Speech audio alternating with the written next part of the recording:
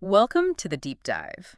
Today we're venturing into, well, the fascinating and sometimes pretty mind-bending world of superconducting electronics. hmm Our guides for this journey are basically a recent talk given by Dr. Giampero Pepe and Dr. Francesco Tafori. They're from the University of Naples, Federico II. Right. And the talk was given over at the University of Rochester. It's actually part of this NSF Discover Expedition research project. Sounds intriguing, right? Absolutely. I mean, these scientists are really at the forefront. They're exploring what happens when you bring together two, seemingly different worlds, superconductivity. Where electricity flows with, like, zero resistance. Exactly. Zero resistance and magnetism. So they're focused on these special structures. They call them hybrid Josephson Junctions. Okay. And these contain incredibly thin layers of magnetic materials. Now that might sound a bit like science fiction to some of you, and honestly, parts of it still feel that way to me. Agrees.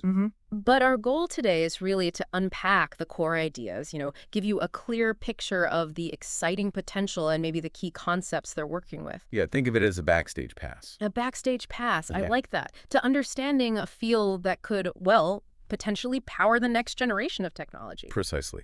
And Dr. Pepe and Dr. Tafri, they're leading experts here. Dr. Pepe mentioned some of their earlier work using very precise techniques, Yeah. pump probe experiments Yeah. on similar hybrid systems. They even collaborated with another researcher, Roman, on that. Uh-huh. And now, together with Dr. Tafri, they're channeling this, deep understanding into creating entirely new building blocks for quantum technologies. Okay, so our mission, let's say, for this deep dive is pretty straightforward. Yeah. We want to understand their current research and maybe more importantly, the future possibilities. Yeah. Specifically, using these hybrid junctions in, the incredibly promising field of quantum computing. Yeah. So let's start by getting a better sense of who these researchers are and maybe the bigger picture of their work. Okay. Well, what's really interesting is how their research is so interconnected. It's both academic and industrial. Dr. Pepe really emphasized the vital role of collaborations, not just with their theory colleagues at Naples, Right? but also with companies. Companies really pushing the boundaries. He mentioned SICK, which actually has a site in Naples, Oh, interesting. Quantware, that's from the Netherlands, and also CQC. They're all part of this scientific ecosystem. It's always encouraging to see that synergy between the fundamental research and, the practical application. Totally. And it sounds like there's significant national support for this kind of work in Italy. Exactly. There's the Italian National Quantum Science and Technology Institute, NQSTI they call it. NQSTI. Yeah, it's a major national investment. Dr. Pepe highlighted the, substantial funding going towards building state-of-the-art facilities, getting equipment, and crucially, attracting top talent. And they're not just talking about it, they're actually building the infrastructure. Absolutely. Yeah. They're on the verge of opening a brand new nanotechnology center right there at the University of Naples. Wow. This place will be equipped for everything from, the incredibly precise fabrication of these tiny qubit structures. Nanofabrication. Exactly. To a whole range of advanced nanotechnology research. And their existing measurement lab is already quite advanced. They're working with quantum processors from Quantware, 24 qubits. Only 4 already. Yeah, and looking to integrate even more powerful 40-qubit systems soon. Plus their work with CQC. So it's a really comprehensive effort centered there in Naples. But it's not just quantum computing, is it? Their research is broader. That's right. I mean, quantum computing is a huge driver, obviously. But their work also goes into other critical areas like quantum communication. Secure communicator. Right, using quantum mechanics for security, and quantum sensing, which could lead to, ultra-sensitive detectors for everything from medical imaging to fundamental physics. It's a holistic approach then. Yeah, pushing the boundaries of the quantum world. And this particular talk we're diving into, it focused on developing new ideas for quantum devices, specifically using these hybrid Josephson junctions. But it sounds like they have other interests too. They do. Dr. Pepe touched on their broader interest in just the fundamental design of qubits themselves.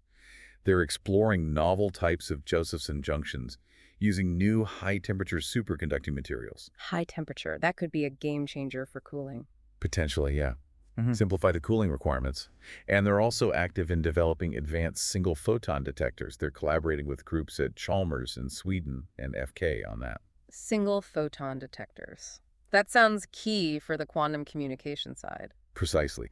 They're actually building a multi-node quantum network within Naples right now. In Naples? Yeah, with ambitious plans to extend it even further to Matera, using free space communication. Wow, like lasers through the air. Kind of, yeah. And that involves developing specialized single-photon detectors that work beyond the usual telecom wavelengths. Opens up new possibilities. Okay, that gives us a fantastic overview, great context. Now let's get down to the nuts and bolts. Magnetic Josephson junctions. What exactly are they in simple terms? Okay, let's unpack this. Imagine taking two materials that can become superconducting. Perfect conductors. Right, conduct electricity perfectly, Mm. and you sandwich an incredibly thin layer of a magnetic material right in between them. Okay. That basically is a magnetic Josephson junction, or MJJ. Think of it like a special quantum sandwich. A quantum sandwich. Okay. Magnetic filling, superconducting bread. Sounds simple enough conceptually, but how long have people been looking at this? Well, interestingly, it's not brand new. The basic idea of MJJs has been around for maybe 25 years. 25 years, okay. So it's got a bit of history. So what makes them so relevant now? Why the excitement for quantum computing? Here's where it gets really interesting for, the future of quantum tech. The new thing is the huge potential for using these MJJs as fundamental building blocks inside quantum computers. Right. By putting that magnetic layer in, you're adding a whole new set of quantum properties, the electron spin in the magnet. Okay. And this opens up totally new ways to sort of manipulate and control the very delicate quantum states that qubits are made of. So it's like giving quantum engineers a brand new tool, a new knob to turn. That's a great way to think about it. Yeah. And to really get how this works, we should probably touch on the basic phenomenon that makes all Josephson junctions special, the Josephson effect itself. Absolutely. Let's cover the basics. What's the key idea there? Okay, the Josephson effect, it's a truly quantum thing. A supercurrent, that lossless electricity flow, can spontaneously pass between two superconductors even when they're separated by a really thin insulating barrier. Through the barrier. Yeah, it's quantum tunneling. The electrons kind of tunnel through. And this supercurrent flow is governed by this delicate relationship involving the quantum phase of the superconducting electrons on each side. Okay, so supercurrent linked to quantum phase. What's the other crucial bit? The second fundamental part is that if this phase difference across the junction changes over time, right, it actually creates a voltage across the junction, and vice versa. If you apply a voltage, the phase difference starts changing. It's this beautiful interplay.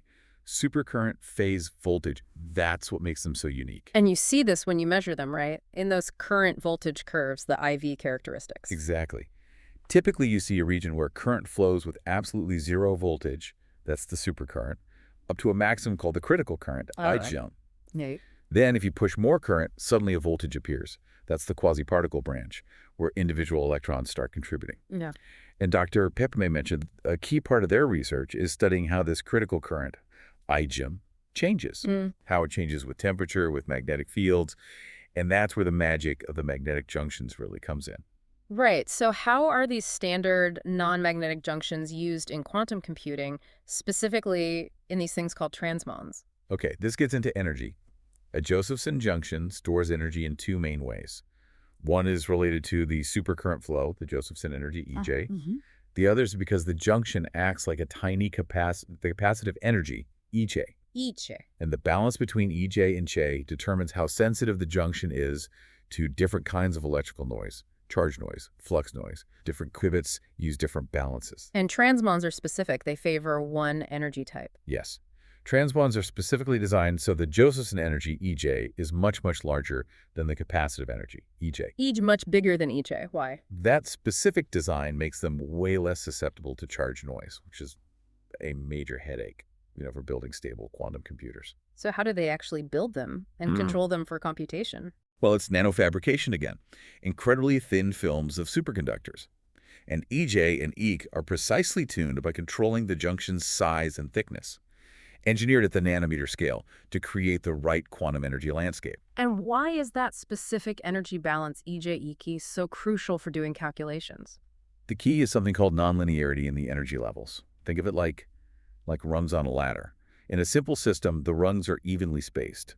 But for a qubit, we need unevenly spaced rungs. We need nonlinearity. Why? So we can use microwave pulses at specific frequencies to target just one transition, say from the ground state to the first excited state, without accidentally bumping it up to the second excited state. Oh, precise control. Exactly. Transmons give you that nonlinearity. Mm. Dr. Pepe used an analogy to atomic spectroscopy, Right. where atoms have distinct energy levels you probe with specific light frequencies. Transmons try to mimic that in a solid chip. And the way the levels are spaced, proportional to the square root of each A over each Ek, also helps make them insensitive to charge noise. The energy levels are sort of flat against electron number fluctuations. Okay, that makes a lot of sense. So nonlinearity for control, less sensitivity to noise. Now let's bring the magnet back in. How does putting that ferromagnetic layer into the junction change the physics? Okay, here's where it takes a really fascinating turn. In a standard S&S junction, superconducting normal metal superconductor, Right. the superconducting influence, technically the order parameter, just fades away, decays monotonically as it goes into the normal metal. That's the proximity effect. Okay.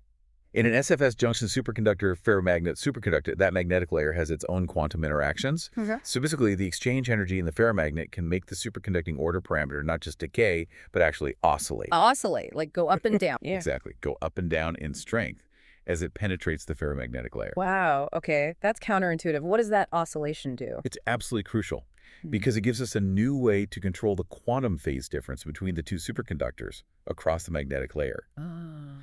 Depending on the exact thickness and magnetic properties of the ferromagnet. You can even get to a situation where the junction's lowest energy state has a phase difference of pi, 180 degrees, instead of the usual 0. Pi junctions. They're called 0 pi junctions, yeah. Dr. Pepe pointed to some early experiments back in the early 2000s, 2001, 2006, that showed evidence for these pi junctions. They saw the critical current dip down as temperature changed, hinting at this phase shift. And they showed results with different magnets, cobalt, permalloy, nickel, Right. where the critical current oscillated as they changed the ferromagnet thickness, directly showing you could tune the phase. So by picking the right magnet, the right thickness, you can basically dial in the fundamental quantum behavior of the junction. That sounds incredibly powerful for designing new devices. It is. But it's not just the bulk magnet. Dr. Pepe also mentioned manipulating the interfaces. The boundaries between the superconductor and the ferromagnet. That's a really key insight. Those interfaces are critical. Researchers are actively engineering them, atom by atom almost. Not just choosing different ferromagnets, but adding ultra-thin layers of other non-superconducting metals Why? to get even more precise control over how electrons interact, how their quantum spin property behaves as they cross that boundary. Spin. So we're really getting into spintronics territory here, using spin as well as charge. Exactly. And this interface engineering has led to something amazing called spin triplet superconductivity. Spin triplet. Okay, what's that? Normally, in superconductors, the electron pair, Cooper pairs, have opposite spins. That's spin singlet. Okay. But at these special interfaces, you can generate Cooper pairs with parallel spin triplet. Parallel spin. Yeah. And these triplet pairs have a remarkable property. Mm-hmm. They can survive much deeper inside a ferromagnet than singlet pairs. Really? Why? It's complex physics, but basically they're less susceptible to the pair-breaking effects of the ferromagnetism. This long-range magnetic order is super interesting for making devices How so? because it might allow for thicker magnetic layers, potentially making fabrication less demanding, more flexible. Okay, so all this fundamental physics, where has it led in terms of applications before quantum computing came along? Well, over the past couple of decades, people explored MJJs for superconducting spintronics. Things like digital memory, microwave phase shifters. Did it work? Mixed success, honestly. Some interesting devices, lots of physics learned, but maybe not a complete revolution in those areas. But the fundamental science kept bubbling away. Which brings us back to today's central question. Can these magnetic Josephson junctions finally find their, killer application in quantum computing? That's exactly the question Dr. Pepe and Dr. Tafour are tackling head-on. Now, the idea of using hybrid junctions for qubits isn't totally new. Dr. Pepe showed an example using graphene aluminum. Yeah, graphene, okay. Yeah, S&S. And there you can use an electric field, a gate, to tweak the electrons in the graphene and basically control the Josephson energy, EJ. Ah, so electrical control of EJ. Right. So the underlying goal with magnetic junctions is similar to achieve that fine-grained control, but use magnetism as the control knob, adding a new dimension. So why choose magnetism? What's the big advantage? The most compelling reason is that new degree of freedom.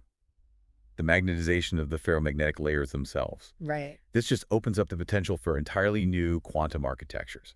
For the qubits, yes, but also maybe for the control electronics around them. Dr. Pepe mentioned a specific device design using that spin triplet idea. Yeah, one really interesting setup involves two ferromagnetic layers with their magnetizations pointing in opposite directions. Yeah, anti-parallel, with a thin superconductor sandwich between them.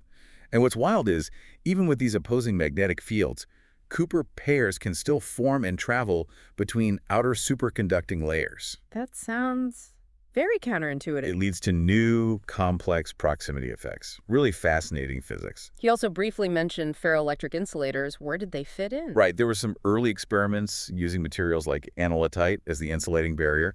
They saw some intriguing microscopic quantum stuff, but the junction quality, the reliability, just wasn't quite there for building robust qubits. Limitations. Okay, so that leads us to what sounds like a really promising new architecture, SIS'FS.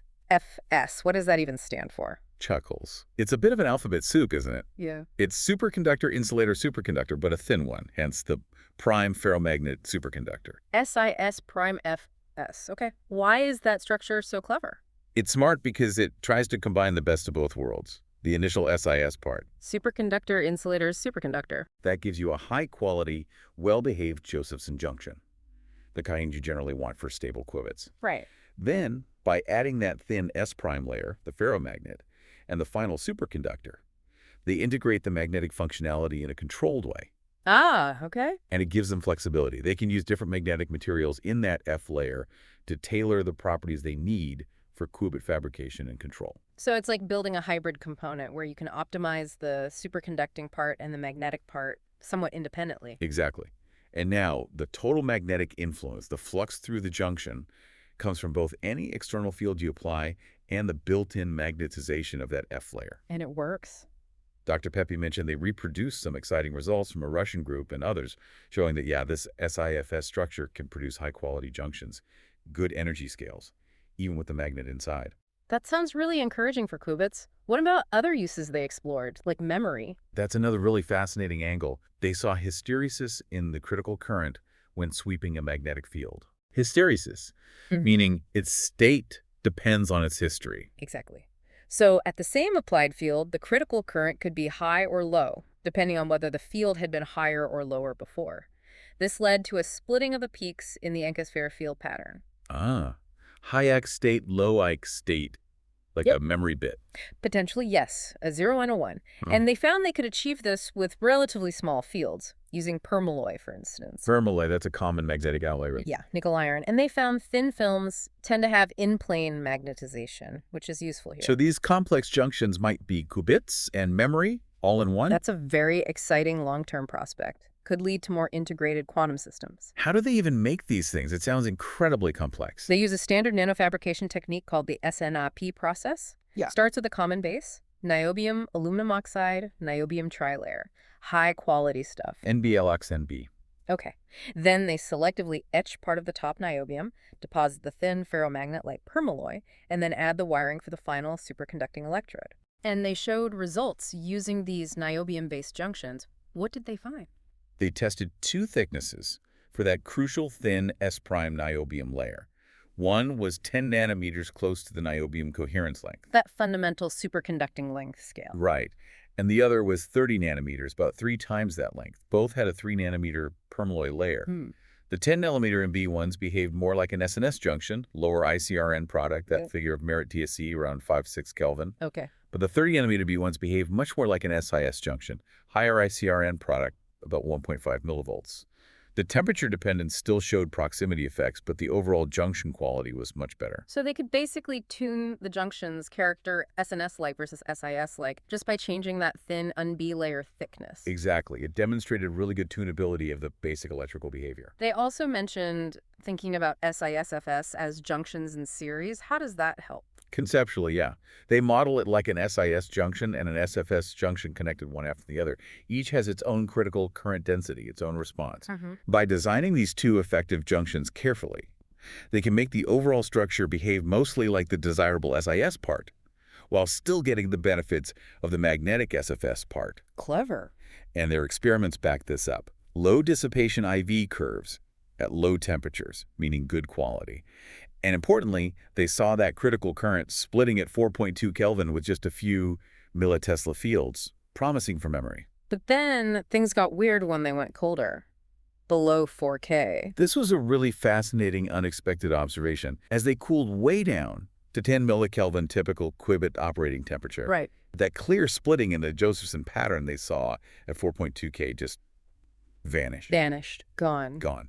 The junction started behaving just like a single standard SIS junction, almost like the magnetic layer wasn't doing anything significant anymore. But the magnet should still be magnetic at 10 milliK, right? Absolutely. Permalloy should be well saturated. Very counterintuitive. So what's the explanation? How could the magnetic signature disappear? The theory they're working with involves something called the inverse proximity effect. Inverse proximity effect. The idea is, at the interface, the ferromagnet can actually induce a very thin layer of magnetization inside the superconductor itself. Magnetism leaking into the superconductor. Yeah, and it can even have the opposite orientation to the main ferromagnet. Wow. This inverse proximity effect extends over a certain length, maybe 10 to 100 nanometers, depending on the material. Okay, so a tiny layer of opposing magnetism forms in the superconductor.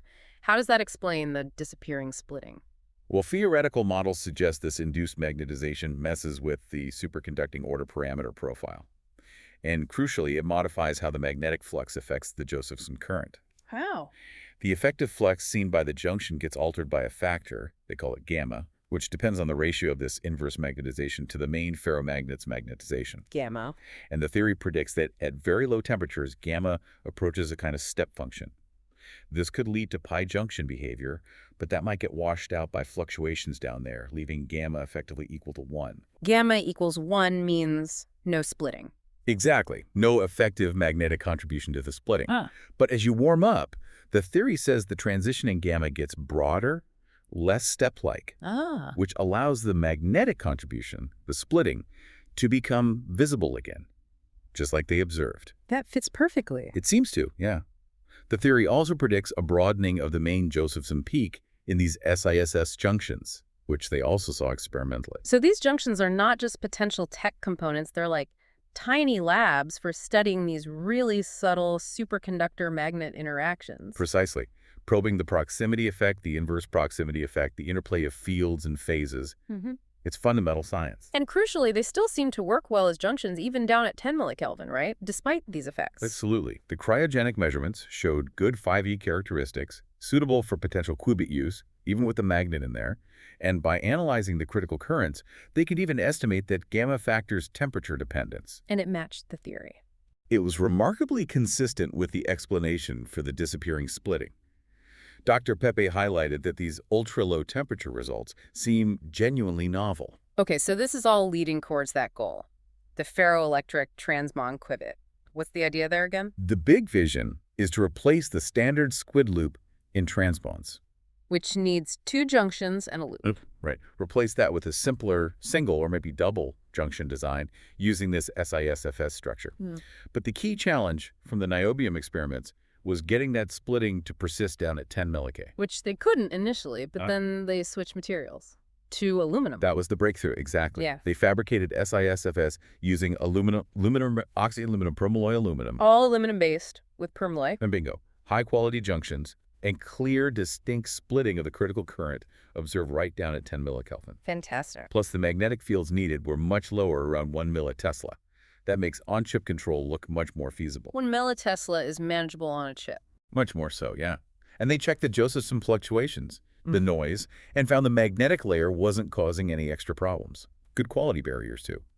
And the energy scales, were they right for transmons? Absolutely. At 10 milliK, the measured Josephson energy, EJ, was between 40 and 90 microelectron volts. Bang on target for typical transmon qubit designs. So the aluminum system looks ready for qubit fabrication. It really indicates readiness, yeah. A very significant step. And for that on-chip control, they're developing special coils. Yes, collaborating with Quant, developing these tiny 3D air bridge coils to apply local magnetic fields right on the chip. Like tiny electromagnets next to the qubit. Exactly. And they've successfully used them to modulate test junctions with fields around 1 millitesla, matching the requirements perfectly. It's amazing seeing all the pieces come together, the junction, the control. They're even tweaking the magnet itself. Indeed. Material engineering. Doping the permalloy with a bit of niobium to tweak its magnetic properties, saturation field, coercivity. They want smaller hysteresis cycles, which helps for memory and precise control. And preliminary results look good, getting hysteresis cycles in the few millitesla range. So what's the immediate next step? Where does this go right now? The immediate focus, Dr. Pepe said, is fabrication and testing of the first ferroelectric transmon qubit prototypes based on these aluminum SIS'FS junctions. The first actual qubits using this tech. Yeah, they were expecting initial results very soon, maybe within weeks. It'll be incredibly exciting to see if they can really harness this magnetic degree of freedom to make working, controllable qubits. Absolutely incredible. Okay, so to wrap this up, this deep dive into Dr. Pepe and Dr. Tafuri's work, it really shows that putting magnets into superconducting junctions is opening up, well, a whole new, very promising path for quantum computing. Definitely. This new magnetic degree of freedom, it could enable entirely new types of qubits, new functions.